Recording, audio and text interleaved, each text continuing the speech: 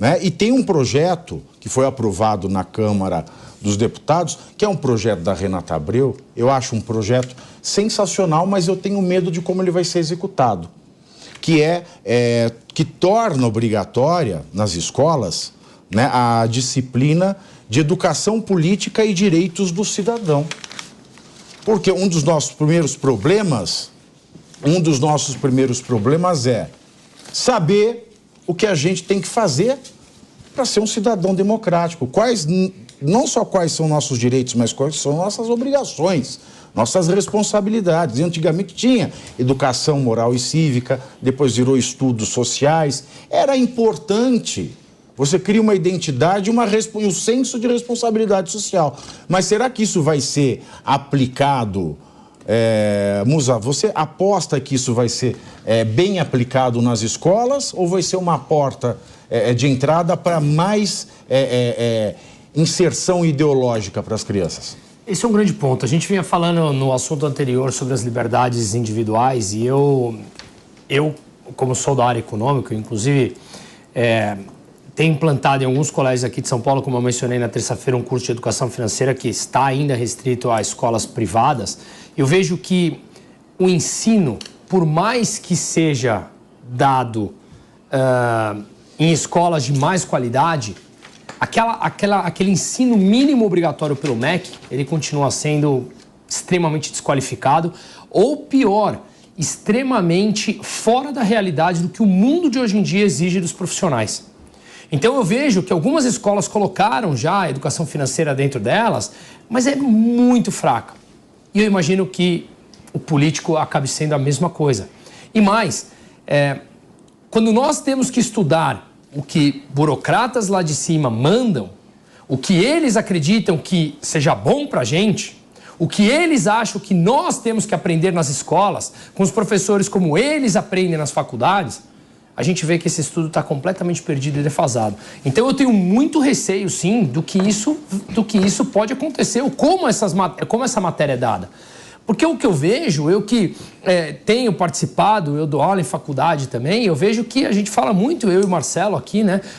Como falta debate hoje nas universidades brasileiras. Não tem debate. Inclusive, eu fui há pouco tempo fazer uma matéria lá na Universidade Federal da Bahia e eu queria entender como as pessoas pensam, porque são radicalmente diferentes a mim. Eu queria falar com essas pessoas. Não é pessoa de esquerda ou direita, eram pessoas que defendiam, que estampavam camiseta do comunismo. E eu não fui para lá para defender a minha ideia. Eu queria entender minimamente como eles pensam. Cheguei realmente desarmado. Falei, deixa eu entender a tua ideia. Porque aí você vai fazer igual Machado de Assis no conto a metafísica do estilo, ou o cônego, em que ele entra na cabeça do cônego para entender como é que ele escolhe as palavras. Mas eu queria entender, porque você tem pessoas que nós convivemos mais à esquerda, mais à direita e tal, mas alguém que defende aquele comunismo raiz de pegar em armas, não me parece razoável o cara defender isso. Eu queria entender o que passa na cabeça dessas pessoas. Claro que eu não consegui o debate. Claro que eu fui sair à base de gritos de fascista e de não sei o que lá. E você vê que isso se estende para escolas, se estende para universidades e a gente não tem debate. A gente não consegue mais debater dentro de universidades. E falar o teu discurso, fazer o teu discurso para uma plateia que te aplaude, que pensa igual a você, é fácil. A gente só realmente desenvolve o nosso pensamento e o nosso pensamento crítico quando a gente tem uma pessoa que com dados, fatos e análises críticas pensa diferente de você. Assim a gente evolui. Mas isso não tem mais em universidade no Brasil. Pavinato, só para exemplo. Então, você acha que a ideia eu acho fantástica, mas a prática ela é perigosa? Claro. Perdoe. Então, a ideia eu acho fantástica. Tem que ter discussão política nas escolas, tem que ter educação financeira nas escolas, mas tem que ver como será desenvolvido esse conteúdo. Eu entendo a preocupação em relação à prática, mas também eu traria o seguinte contraponto. Não colocar algo especificado como isso para que aquelas instituições que queiram que possam fazer isso de forma séria consigam fazê-la valendo dentro da grade curricular, como muitas escolas particulares ou públicas bem intencionadas, permite o que já acontece hoje. Na aula de história, de geografia e tantas outras, a doutrinação já ser feita por quem de direito. Ou seja, quem tem um sistema de doutrinar, e a esquerda faz isso muito bem, usa o quê? Aulas de história, de geografia para já colocar esses pensamentos. Então isso não vai diminuir o que já é feito hoje. Só que isso talvez impeça que a única referência dos jovens seja hoje o Felipe Neto na rede social. Porque se você não tem isso no conteúdo curricular sendo colocado e dando a chance de ter gente séria fazendo isso, você permite que as redes sociais doutrinem os jovens e as crianças de hoje com esse tipo de conteúdo. Então eu acho importante, acho que tem que ser fiscalizado, acho que tem que ser averiguado e implementado de forma séria. Mas eu acho mais positivo tê-lo do que não ter. Muito bem. Eu discordo. Discorda do quê? Eu não gosto do acúmulo de matérias obrigatórias no currículo básico. Porque eu acho que a gente deveria... Porque história e geografia já se ensina tudo, né? Não, em primeiro lugar, a gente está tendo dificuldade de ensinar línguas, português e matemática. E se a gente conseguisse... Inclusive o Pavinato... Desculpa, mano, mas só um detalhe. A gente está com dificuldade de ensinar o quê que você falou? Português e matemática. E aí fecha as escolas militares que tinham excelência no ensino dessas duas matérias. Pois é, ótimo. Eu acho que seria muito mais produtivo para os nobres senhores deputados, senadores, discutirem como melhorar o ensino básico, mas o básico mesmo, português e matemática. Então, o básico é competência do Estado e do município. Se é que eles têm competência ainda, né? É competência dos estados e dos municípios. E aí eu sou muito entusiasta da ideia de termos pluralidade na educação, de termos pluralidade de modelos e currículos. Então, na minha visão, o que deveria ser obrigatório na educação é o básico do básico. E o básico do básico precisa ser muito bem feito. E a partir daí, do básico, temos diferentes modelos de evolução da trilha educacional. Porque as pessoas, os indivíduos, cada um é um universo, cada um tem um potencial e uma vocação muito diferente um em relação ao outro. Então, eu acho que a gente deveria ter muito mais flexibilidade a partir do básico, para que as diferentes pessoas tenham diferentes rumos de aperfeiçoamento educacional, aqueles que querem se aprofundar em política, que possam, que tenham oportunidade, aqueles que querem se aprofundar em engenharia, que possam. Muito mais do que todos terem que fazer todas as disciplinas de forma obrigatória durante todo o ensino fundamental e médio, porque aí a gente começa a criar uma série de obrigações que muitas vezes o estudante na ponta que não conseguiu aprender o básico, ele fica desnorteado, desestimulado, não consegue ver muitas vezes como aquilo se aplica no dia a dia dele, porque eu acho que passa muito mais por conseguirmos ter o básico e a paixão na sala de aula de conseguir estimular o estudante brasileiro a sonhar com um futuro melhor, um futuro em que ele seja o protagonista da sua própria vida, no rumo que ele escolher, no rumo profissional que ele escolher, e aí com diferentes tipos de Sabe, mano, professor Marcelo, meus queridos, sabe, eu acho o seguinte, básico é básico, mas eu acho muito mais básico ter a língua portuguesa em primeiro lugar, depois a matemática.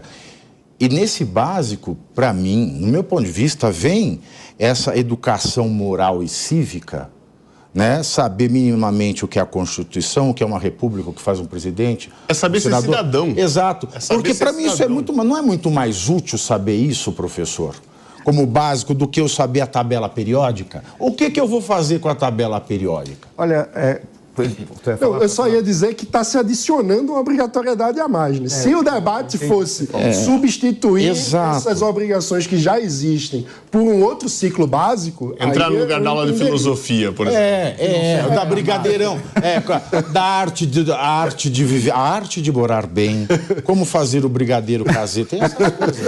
Olha, Pavinato, eu vou ser muito, muito sincero em relação a isso, tá? Primeiro, é impressionante porque eu vi que a forma como foi apresentado por todos, eu acho que essa é uma das primeiras vezes na minha vida que eu vou ser centrão. Tá? Por quê? Porque eu vou pegar uma coisa, normalmente as pessoas me jogam para ser lateral direito, meio.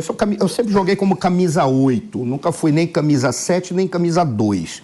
Tá 2, mas então não me jogue para ponta, porque ponta não cabe para mim. Mas por incrível que pareça, os elementos que estão postos aqui, acho que eles configuram realmente qual é o problema. Primeiro, vou começar daquilo que você falou, tá? E aquilo que o Mano falou. É interessante que nós precisamos ter aquilo que estrutura a capacidade de reflexão e raciocínio, melhor dizer, raciocínio, não de reflexão, de raciocínio em uma pessoa.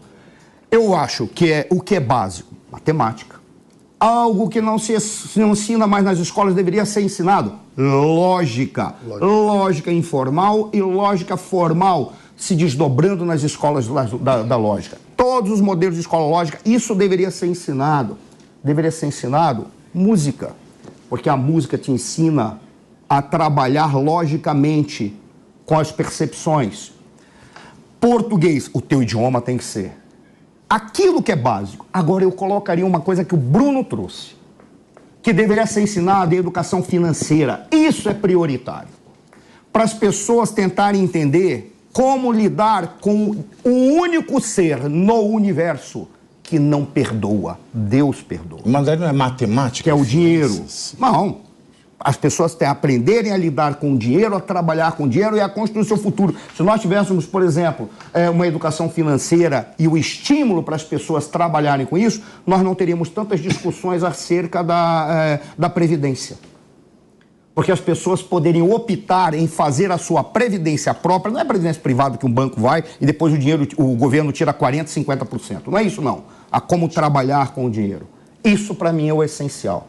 Aí vem a questão da educação política e direitos do cidadão, que é a proposta da Renata Abreu. Pô, foi muito legal que o Bruno, o Bissoli, o Alexandre, ele falou, eu fiz essa pergunta para Renata Abreu. E ela deu a resposta parecida com o que você deu, mas você deu uma resposta perfeita, completa. Só tem um detalhe, educação política não se faz na escola. Educação política você faz no partido político, você faz nos grêmios estudantis, você faz nas manifestações, você faz nas associações, você faz nos partidos, você faz nos sindicatos. É ali que você faz a educação política. O que deveria ser é uma educação cidadã. E aí vem o problema. Essa educação cidadã, vou dar as mesmas respostas que eu dei para a Assembleia Legislativa aqui no programa da Assembleia, quando lançaram a questão para começar aqui em São Paulo e me entrevistaram. Nós já tivemos no período de 64 a 85, nós tivemos educação moral e cívica e organização social e política do Brasil. Os valores eram ensinados na educação moral e cívica para as crianças até chegar no 2º grau. A organização social e política do Brasil era dado lá no 2º grau, porque você aprendia o sistema político brasileiro e algumas definições conceituais. A questão toda é, se conseguisse colocar de uma maneira técnica como funciona essa porcaria desse sistema político e quais são os direitos que o cara tem para transitar e olhar para o seu representante e falar assim, ó, te controla, cara, porque você é meu empregado, você não é Deus, você é meu empregado, eu ficaria feliz. Mas o problema, como o Bruno trouxe, está na execução. Como que você vai aplicar isso? É isso que nos angustia. Por exemplo, teria que ser recriadas formas de você estruturar didaticamente a apresentação desses sistemas políticos. Eu lembro que lá no Rio Grande do Sul, na Unicinos, eles tinham inventado uma forma em que determinados temas que são mais sensíveis da política eram 2 professores. Um apresentando uma perspectiva, outro apresentando outra, para tentar trazer uma neutralidade e não transformar a escola numa doutrinação. Assim você priorizaria o aspecto técnico. O que é Senado, o que é governo, o que é executivo, o que é legislativo, o que é judiciário, que hoje ninguém sabe o que é isso no Brasil. E dizer qual é a atribuição de cada um e o que é um processo legislativo, porque processo legislativo não é igual à tramitação parlamentar, não tem nada a ver uma coisa com a outra. E explicar como funciona no município, no Estado e na União. Isso seria legal. O problema todo isso é mais prioritário do que formar um cara para entrar no mercado e descobrir por ele próprio por que essa esculhambação não funciona. Eu prefiro essa segunda opção. Ensinar o cara a lidar com dinheiro, a entrar no mercado, ser empreendedor, mesmo que corra o risco de ser chamado de fascista, que Bruno, que era o único democrata naquele lugar. Exatamente. Eu preferia isso. Não, e só uma educação realmente justa do ponto de vista teórico, né? Uma educação técnica, até sobre política e direitos, afasta a gente de uma polarização. Porque o jeito que a coisa está indo, esse acirramento de ânimos vai acontecer aqui, Deus nos livre, né? Já quase aconteceu.